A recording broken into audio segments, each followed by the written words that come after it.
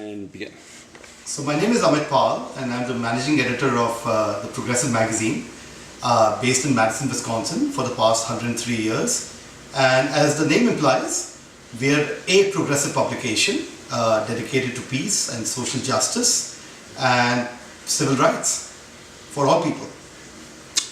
Do you reflect the values of the Democratic Party? Are you right, center, or left of the Democratic Party, would you say? Well, Tim, we aren't aligned with any political party per se. In fact, we're a non-profit and we don't endorse in any race. But to be honest, we'd be at the left end of the spectrum, and we'd be ideologically aligned with progressive Democrats such as, say, Congressman Dennis Kucinich, sadly ex-Senator Russ Feingold, he was very close to us, Keith Ellison from Minnesota. So the progressive wing, the Congressional Progressive Caucus, we'd be agreeing with the views of many members of Congress who are in that caucus. As you analyze America, what do you think, in simplistic terms, are the three biggest problems with our society as they relate to either political or economic systemic issues that you think need to be addressed, in your opinion? Well, I think the first one is the stranglehold domestically, the stranglehold of the financial sector on the system. And the fact that both parties are so supine and so craven when it comes to challenging that chokehold. And this can be seen by the fact that the Obama administration has and had as its leading economic policy makers Tim Geithner and Lawrence Summers, and both of them were so deferential to Wall Street and the financial sector that they were loath to challenge it, and the result is this economic mess that we have today. Foreign policy wise, I think the military-industrial complex, and that is a good part of the reason that the United States is almost always at war in some corner of the world or the other. Of course, the Bush administration made that worse, that tendency much worse, but I think that's been a perennial problem, and I think that's a result of the enormous power that the Pentagon has over foreign policy making. And the third, of course, is something that we are grappling with right now, the immigration issue and how to rationally deal with that. And I think both the Republican and the Democrat parties are at a loss as to how to deal with that in a rational and just manner. Your magazine's title is derived from a party that once existed and now doesn't, that tried to be a third party. I'm a libertarian, which is the third largest party in America, but it's having trouble, getting into the mainstream.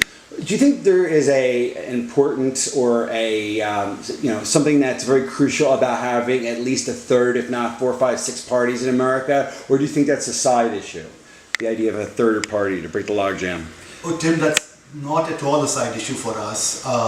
Since the genesis of the progressive was in a third party, we have been championing third parties forever. In fact, the closest we came to endorsing somebody was Ralph Nader in 2000, although we didn't formally endorse him. We cover third party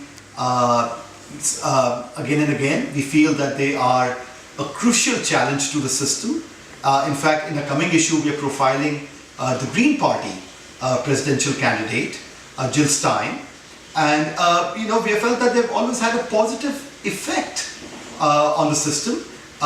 Much of the New Deal actually came from Norman Thomas's Socialist Party back in the 1920s and the 30s, for example. Ross Perot, no matter what you think of him, actually brought the deficit, for example, onto the agenda in a way it hadn't been so before. So, no, we really feel that third parties are an extremely important part of the system, and it's too bad that the way the system is set up, that it's almost impossible for third parties to break into the system and to mount an effective challenge. And of course, that can be seen from the fact that the last time third party was able to break through and become a mainstream party was the Whigs disappearing and the Whigs disappearing and the Republicans appearing back in, of course, in the 1860s. Speaking of our history, in my certainly not that I certainly am just learning about how our world works. But to me, everything went wrong in the early 20th century with the Federal Reserve Act. Tell me what you think about that and the Fed in general, and how much of a problem you think it is that a privately controlled entity presents itself almost like a government agency and creates debt-based currency that mathematically can never be paid back and is essentially a Ponzi scheme, from my opinion. Do you believe any of what I said, or do you disagree? What's your opinion on that idea? Respectfully, I partly agree and I partly disagree. I've heard a lot of talk about the gold standard and about how the money supply should be completely constrained, and I'm not sure if I agree with that. At the same time, I think the Fed is an extremely problematic institution. It has been shown by scholars who have studied the financial debacle of the recent past, that the Fed played a major role in it by arguing for a laissez-faire approach toward the banks and Wall Street. Alan Greenspan, who is very much an Ayn Rand acolyte, was actually a disciple of hers, so to speak. Was very much in favor of letting the financial sector do what it wanted, and we can see what the end result has been. So the Fed is an extremely conservative, in the worst sense of the term, institution that has really let the financial sector go haywire, and Greenspan was in particular an egregious culprit when he was heading it for a decade plus 2 decades. From the 1980s to a few years ago. And so, what is the solution then? To regulate them, to eliminate them, to have oversight? I mean, they don't even answer to Congress. I mean, Ron Paul wants an audit, and he can't even get that done. So, what do you think? Where I would differ from some libertarians is not necessarily. I wouldn't think that the solution would be necessarily in completely doing away with them, but definitely much more congressional accountability, and through the Congress to the public. And Congressman Dennis Kucinich, I bring up his name again because I really do admire him. Sadly, he's leaving office because he's been redistricted out of his district. Has proposed this again and again. Has been really sharp in his questioning of the Fed. And I think that really needs Senator Bernie Sanders is someone else who has again and again brought up this issue. The senator from Vermont, the only non-Democrat, non-Republican senator we have right now. And I really believe that needs to be done, and needs to be done real soon. In India, there's a democracy and corruption, but it's almost as if the corruption, to the extent that it exists, is admitted or not hidden. In America, there's corruption, and it seems that cover-up, it's like the Watergate mentality. Do you think corruption is a big part of the American problem, how corrupt the government can be, or how corruptible it is with the intersection of private money into politics? What do you think about that issue, money in politics, private money in public politics? Oh, Tim, I mean, absolutely. I mean, I think where India, you're right. So there are two levels at which India and the United States differ. One is that it's much more hidden here than in India, and the second is at the ground level. In terms of somebody going to say a municipal office, you don't have to pay a bribe to get a copy of your birth certificate here, thankfully, unlike in India and many other places. But yes, the role of private money in the electoral system is, in my opinion, perhaps the biggest problem in American politics today. And the Progressive has been championing again and again, and that's been one of our major themes, I think, for the past century.